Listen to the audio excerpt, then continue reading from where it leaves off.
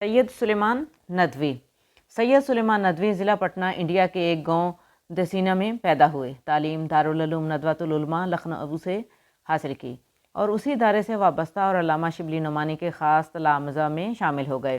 یہ وہ زمانہ ہے جب مولانا شبلی نعمانی اپنی عظیم تصنیف سیرت النبی صلی اللہ علیہ وآلہ وسلم ترتیب دے رہے تھے۔ وہ 2 جلدیں ہی ترتیب دے پائے تھے کہ ان کا ناگہانی انتقال ہو گیا، تو یہ فریضہ سید سلیمان ندوی نے اپنے ذمہ لے لیا اور باقی ماندہ 4 جلدوں کی بتاریخ احسن تکمیل کی۔ سید سلیمان ندوی کو علامہ شبلی نعمانی کی طرح تاریخ، بالخصوص تاریخ عالم اسلام اور ادب سے خاص لگاؤ تھا، چنانچہ انہوں نے سیرت، سوانح، دین اسلام اور زبان و ادب کے موضوعات پر تحقیقی کام کیا۔ علامہ اقبال اور سر راس مسعود کے ہمراہ حکومت افغانستان کی دعوت پر افغانستان گئے اور وہاں کے حالات قلم بند کیے۔ قیام پاکستان کے بعد کراچی آ گئے اور حکومت پاکستان نے ان کی علمی و ادبی خدمات کے اعتراف میں نشان سپاس پیش کیا۔ کراچی میں انتقال کیا۔ ان کی آخری آرامگاہ اسلامیہ کالج کراچی کے عقب میں ایک احاطے میں واقع ہے۔ سید سلیمان ندوی کی تدفین کے وقت شام کے سفیر نے کہا تھا کہ ہم سید سلیمان ندوی کو دفن نہیں کر رہے بلکہ انسائکلوپیڈیا آف اسلام کو دفن کر رہے ہیں۔ سید سلیمان ندوی کی تصانیف میں خطبات مدارس، عرب و ہند کے تعلقات، عربوں کی جہاز رانی، سیرت عائشہ رضی اللہ عنہا، حیات شبلی، نقوش سلیمانی اور رحمت عالم صلی اللہ علیہ وآلہ وسلم شامل ہے۔ شامل کتاب اقتباس ان کی تصنیف رحمت عالم سے مستعار ہے، جس میں نبی کریم صلی اللہ علیہ وآلہ وسلم کی اسوہ حسنہ پر روشنی ڈالی گئی ہے، جس میں نبی کریم ختم النبیین صلی اللہ علیہ وآلہ وسلم کے اسوہ حسنہ پر روشنی ڈالی گئی ہے۔ سبق نمبر 3، اخلاق حسنہ۔ کسی نے ام المومنین حضرت عائشہ صدیقہ رضی اللہ تعالیٰ عنہ سے پوچھا کہ حضور انور ختم النبیین صلی اللہ علیہ وآلہ وسلم کے احکام کسی نے ام المومنین حضرت عائشہ صدیقہ رضی اللہ تعالیٰ عنہ سے پوچھا کہ حضور انور ختم النبیین صلی اللہ علیہ وآلہ وسلم کے اخلاق کیسے تھے؟ انہوں نے کہا، کیا تم نے قرآن نہیں پڑھا ہے؟ جو کچھ قرآن میں ہے وہ حضور صلی اللہ علیہ وآلہ وسلم کے اخلاق تھے۔ غرض آپ خاتم النبیین صلی اللہ علیہ وآلہ وسلم کی ساری زندگی قرآن مجید کے عملی تفسیر تھی، اور یہ بھی آپ ختم النبیین صلی اللہ علیہ وآلہ وسلم کا ایک معجزہ ہے۔ خود قرآن نے اس کی شہادت دی اور کہا، ترجمہ: بے شک اے محمد رسول اللہ ختم النبیین صلی اللہ علیہ وآلہ وسلم، آپ حسن اخلاق کے بہت بڑے رتبے پر ہیں۔ حضور ختم النبیین صلی اللہ علیہ وآلہ وسلم نہایت خاکسار، ملنسار، مہربان اور رحم دل تھے، چھوٹے بڑے سب سے محبت کرتے، نہایت سخی، فیاض اور داد و دہش والے تھے، امکان بھر سب کی درخواست پوری کرتے، تمام عمر کسی کے سوال پر نہیں کہا، خود بھوکے رہتے اور دوسروں کو کھلاتے۔ ایک مرتبہ ایک صحابی رضی اللہ عنہ کی شادی ہوئی، ان کے پاس ولیمے کا کچھ سامان نہ تھا۔ حضور ختم النبیین صلی اللہ علیہ وآلہ وسلم نے ان سے فرمایا کہ عائشہ رضی اللہ تعالیٰ عنہ کے پاس جاؤ اور آٹے کی ٹوکری مانگ لاؤ، حالانکہ اس آٹے کے سوا شام کے لیے گھر میں کچھ بھی نہ تھا۔ فیاضی اور دنیا کے مال سے بے تعلقی کا یہ عالم تھا کہ گھر میں نقد قسم کی کوئی چیز بھی ہوتی تو جب تک وہ سب خیرات نہ کر دی جاتی، آپ ختم النبیین صلی اللہ علیہ وآلہ وسلم اکثر گھر میں آرام نہ فرماتے۔ ایک بار فدق کے رئیس نے 4 اونٹوں پر غلہ بھیجا، اس کو بیچ کر قرض ادا کیا گیا، پھر بھی بچ رہا۔ آپ ختم النبیین صلی اللہ علیہ وآلہ وسلم نے کہا، جب تک کچھ بھی باقی رہے گا میں گھر میں نہیں جا سکتا۔ رات مسجد میں بسر کی، دوسرے دن جب معلوم ہوا کہ وہ غلہ تقسیم ہو چکا ہے تب گھر میں تشریف لے گئے۔ حضور ختم النبیین صلی اللہ علیہ وآلہ وسلم بڑے مہمان نواز تھے۔ آپ ختم النبیین صلی اللہ علیہ وآلہ وسلم کے یہاں مسلمان، مشرک اور کافر سب ہی مہمان ہوتے۔ آپ ختم النبیین صلی اللہ علیہ وآلہ وسلم سب کی خاطر کرتے اور خود ہی سب کی خدمت کرتے۔ کبھی ایسا ہوتا کہ مہمان آ جاتے اور گھر میں جو کچھ موجود ہوتا وہ ان کو کھلا پلا دیا جاتا اور پورا گھر فاقہ کرتا۔ راتوں کو اٹھ کر مہمانوں کی دیکھ بھال فرماتے کہ ان کو کوئی تکلیف تو نہیں ہے۔ گھر میں رہتے تو گھر کے کام کاج اپنے ہاتھوں سے کرتے، اپنے پھٹے کپڑے آپ سی لیتے، اپنے پھٹے جوتے کو خود گانٹھ لیتے، بکریوں کا دودھ اپنے ہاتھوں سے دھوتے، مجمع میں بیٹھے تو سب کے برابر ہو کر بیٹھتے۔ مسجد نبوی کے بنانے اور خندق کھودنے میں سب مزدوروں کے ساتھ مل کر آپ خاتم النبیین صلی اللہ علیہ وآلہ وسلم نے بھی کام کیے۔ غریبوں کے ساتھ آپ خاتم النبیین صلی اللہ علیہ وآلہ وسلم کا برتاؤ ایسا ہوتا کہ ان کو اپنی غریبی محسوس نہ ہوتی، ان کی مدد فرماتے اور ان کی دل جوئی کرتے۔ اکثر دعا مانگتے تھے کہ خداوند مجھے مسکین زندہ رکھ، مسکین اٹھا اور مسکینوں کے ساتھ میرا حشر کر۔ آپ ختم النبیین صلی اللہ علیہ وآلہ وسلم مظلوموں کی فریاد سنتے اور انصاف کے ساتھ ان کا حق دلاتے، کمزوروں پر رحم کھاتے، بے کسوں کا سہارا بنتے، مقروضوں کا قرض ادا کرتے۔ حکم تھا کہ جو مسلمان مر جائے اور اپنے ذمے قرض چھوڑ جائے تو مجھے اطلاع دو، میں اس کو ادا کر دوں گا، اور وہ جو ترکہ چھوڑ جائے وہ وارثوں کا حق ہے، مجھے اس سے کوئی مطلب نہیں ہے۔ آپ ختم النبیین صلی اللہ علیہ وآلہ وسلم بیماروں کو تسلی دیتے، ان کو دیکھنے جاتے۔ دوست، دشمن اور مومن و کافر کی اس میں کوئی قید نہ تھی۔ گنہگاروں کو معاف کر دیتے، دشمنوں کے حق میں دعائیں خیر فرماتے، ہمسایوں کی خبرگیری فرماتے، ان کے ہاں تحفے بھیجتے، ان کا حق پورا کرنے کی تاکید فرماتے رہتے۔ ایک دن صحابہ رضی اللہ تعالیٰ عنہم کا مجمع تھا۔ آپ ختم النبیین صلی اللہ علیہ وآلہ وسلم نے فرمایا، خدا کی قسم وہ مومن نہ ہوگا، خدا کی قسم وہ مومن نہ ہوگا۔ صحابہ رضی اللہ عنہ نے پوچھا، کون یا رسول اللہ صلی اللہ علیہ وآلہ وسلم؟ فرمایا، جس کا پڑوسی اس کی شرارتوں سے بچا ہوا نہ ہو۔ آپ ختم النبیین صلی اللہ علیہ وآلہ وسلم پڑوسیوں کے گھر جا کر ان کے کام کراتے۔ پڑوسیوں کے سوا اور جو بھی آپ ختم النبیین صلی اللہ علیہ وآلہ وسلم سے کسی کام کے لیے کہتا اس کو پورا فرماتے۔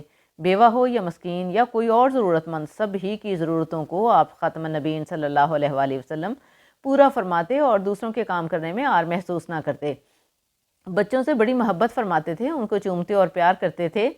فصل کا نیا میوہ سب سے کم عمر بچہ جو اس وقت موجود ہوتا اس کو دیتے۔ راستے میں بچے مل جاتے تو خود ان کو سلام فرماتے۔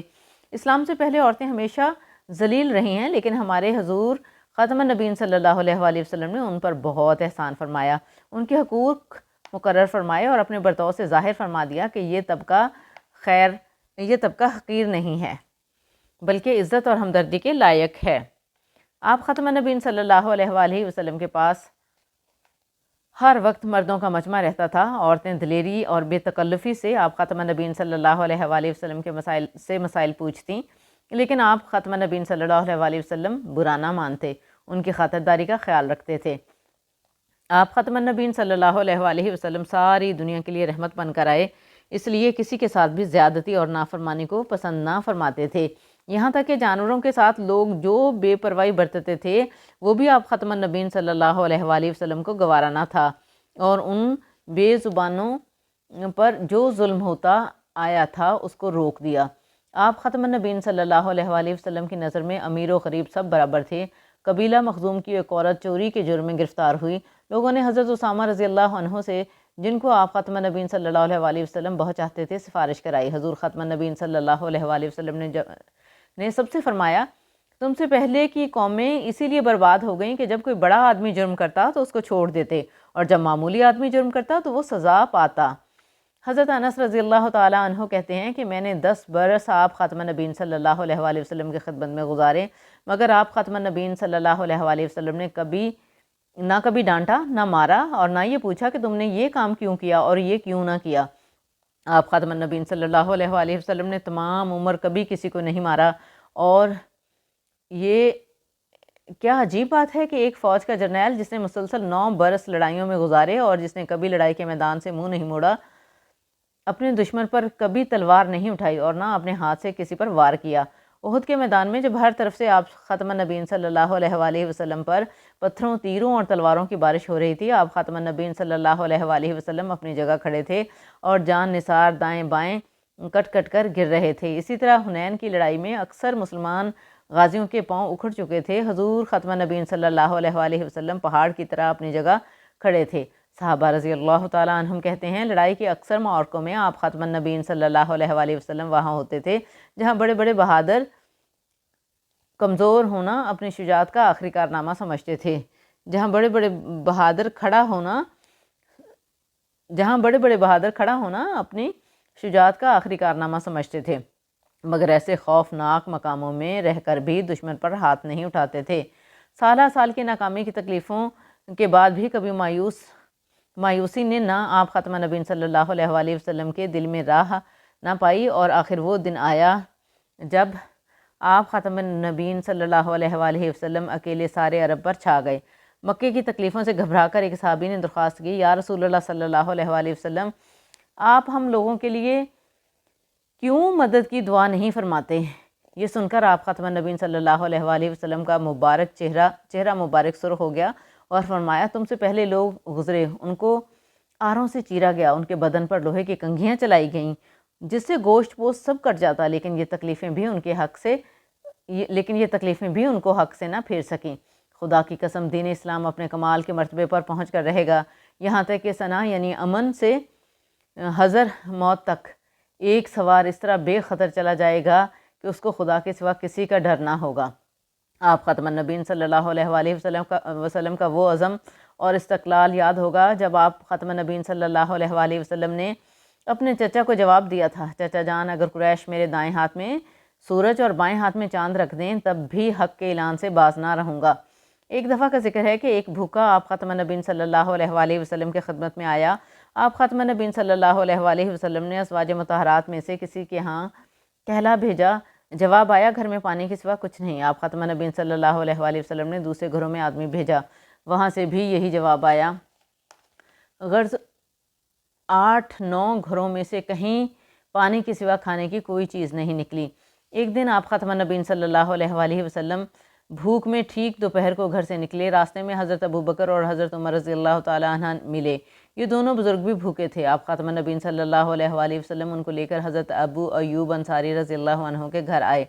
ان کو خبر ہوئی تو دوڑے آئے اور باغ سے جا کر کھجوروں کا ایک خوشہ توڑ لائے اور سامنے رکھ دیا۔ اس کے بعد ایک بکری ذبح کی اور کھانا تیار کیا اور سامنے لا کر رکھا۔ حضرت ختم النبیین صلی اللہ علیہ وآلہ وسلم نے ایک روٹی پر تھوڑا سا گوشت رکھ کر فرمایا، یہ فاطمہ رضی اللہ عنہا کے ہاں بھجواؤ، ان کو کئی دن سے کھانا نصیب نہیں ہوا۔ حضرت ختم النبیین صلی اللہ علیہ وآلہ وسلم نے جب وفات پائی تو حالت یہ تھی کہ آپ ختم النبیین صلی اللہ علیہ وآلہ وسلم کی زرہ 3 سیر جو پر ایک یہودی کے پاس گروی رکھی تھی۔ جن کپڑوں میں وفات ہوئی ان میں اوپر تلے پیوند لگے ہوئے تھے۔ مزاج مبارک میں سادگی بہت تھی، کھانے پینے، پہننے اوڑھنے، اٹھنے بیٹھنے، کسی چیز میں تکلف پسند نہ تھا۔ جو سامنے آ جاتا وہ کھا لیتے، پہننے کے لیے موٹا جھوٹا جو مل جاتا اس کو پہن لیتے، زمین پر، چٹائی پر، فرش پر، جہاں جگہ ملتی بیٹھ جاتے۔ خدا کی نعمتوں سے جائز طور پر فائدہ اٹھانے کی اجازت آپ ختم النبیین صلی اللہ علیہ وآلہ وسلم نے ضرور دی، لیکن تن پروری اور عیش نہ اپنے لیے پسند فرمایا نہ عام مسلمانوں کے لیے۔ صفائی کا خاص خیال رہتا۔ ایک شخص کو میلے کپڑے پہنے دیکھا تو فرمایا کہ اس سے اتنا نہیں ہوتا کہ کپڑے دھو لیا کرے۔ گفتگو ٹھہر ٹھہر کر فرماتے تھے، ایک ایک فقرہ الگ ہوتا، کسی کی بات کاٹ کر گفتگو نہ فرماتے، جو بات ناپسند ہوتی اس کو ٹال دیتے، زیادہ تر چپ رہتے اور بے ضرورت گفتگو نہ فرماتے، ہنسی آتی تو مسکرا دیتے۔ دنیا سے بے رغبتی کے باوجود آپ خاتم النبیین صلی اللہ علیہ وآلہ وسلم کو خشک مزاجی اور روکھا پن پسند نہ تھا، کبھی کبھی دلچسپی کی باتیں فرماتے۔ ایک بار ایک بڑھیا آپ خاتم النبیین صلی اللہ علیہ وآلہ وسلم کے پاس آئی اور جنت کے لیے دعا کی خواہش کی۔ آپ خاتم النبیین صلی اللہ علیہ وآلہ وسلم نے فرمایا کہ بڑھیاں جنت میں نہ جائیں گی۔ اس کو بہت رنج ہوا، روتی ہوئی واپس چلی گئی۔ آپ خاتم النبیین صلی اللہ علیہ وآلہ وسلم نے لوگوں سے کہا کہ اس سے کہہ دو کہ بڑھیاں جنت میں نہ جائیں گی مگر جوان ہو کر جائیں گی۔ آپ خاتم النبیین صلی اللہ علیہ وآلہ وسلم ہر لحظہ اور ہر لمحہ خدا کی یاد میں لگے رہتے، اٹھتے بیٹھتے چلتے پھرتے، غرض ہر وقت اس کی خوشی کی تلاش رہتی اور ہر حالت میں دل زبان سے اللہ کی یاد جاری رہتی۔ رات کا بڑا حصہ خدا کی یاد میں بسر ہوتا، کبھی پوری پوری رات نماز میں کھڑے رہتے اور بڑی بڑی صورتیں پڑھتے۔ آپ خاتم النبیین صلی اللہ علیہ وآلہ وسلم اللہ تعالیٰ کے بڑے پیارے پیغمبر تھے، پھر بھی فرمایا کرتے تھے کہ مجھے کچھ نہیں معلوم کہ میرے اوپر کیا گزرے گی۔ ایک صحابی رضی اللہ عنہ کا بیان ہے کہ ایک بار حضور خاتم النبیین صلی اللہ علیہ وآلہ وسلم کے خدمت میں حاضر ہوا، دیکھا تو آپ خاتم النبیین صلی اللہ علیہ وآلہ وسلم نماز پڑھ رہے ہیں، آنکھوں سے آنسو جاری ہیں، روتے روتے اس قدر ہچکیاں بند گئی تھیں کہ معلوم ہو رہا تھا کہ چکی چل رہی ہے یا ہانڈی ابل رہی ہے۔ ایک بار آپ خاتم النبیین صلی اللہ علیہ وآلہ وسلم ایک جنازے میں شریک تھے، قبر کھودی جا رہی تھی۔ آپ خاتم النبیین صلی اللہ علیہ وآلہ وسلم قبر کے کنارے بیٹھ گئے اور یہ منظر دیکھ کر رونے لگے، یہاں تک کہ زمین تر ہو گئی۔ پھر فرمایا، بھائیو اس دن کے لیے سامان کر رکھو۔ رحمت عالم صلی اللہ علیہ وآلہ وسلم۔